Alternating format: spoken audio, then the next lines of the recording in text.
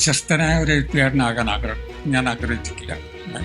അത് ദൈനികനായിട്ടുള്ള ഒരു എഴുത്തുകാരനാകാനും ആഗ്രഹിച്ചിട്ടില്ല. എഴുത്തുകാരനാകണം, അത്രയേ ഉണ്ടായിരുന്നല്ലോ.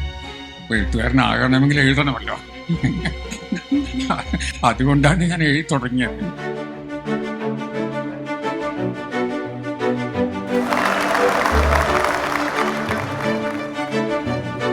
പല സ്ഥലത്തും ഞാനിങ്ങനെ ഇപ്പം നമ്മളിരുന്ന് സംസാരിക്കുന്ന പോലെ സംസാരിക്കുമ്പോൾ ഞാൻ മനസ്സ് തുറക്കും. എൻ്റെ ഒരു കാര്യം പറഞ്ഞാൽ, വ്യക്തിപരമായി പറഞ്ഞാൽ, ഈ മയ്യഴിപ്പുഴ ഞാനൊക്കെ ജനിക്കുന്നതിന് മുമ്പ് പിറന്നു വീണ ഒരു പുസ്തകം എത്ര വട്ടം വായിച്ചിട്ടുണ്ടെന്ന് അറിയില്ല. ഇത് പിന്നെ രണ്ടാമതും വാങ്ങിയ പുസ്തകമാണ്.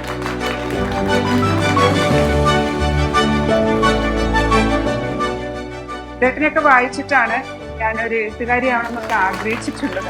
ഏറ്റവും അസ്വസ്ഥത അനുഭവിക്കുമ്പോഴാണ് ഞാൻ എഴുതിയിട്ടുള്ളത്. ഇപ്പോഴും അങ്ങനെയാണ്. അതുകൊണ്ട് എനിക്ക് സന്തോഷത്തെ പേടിയാണ്.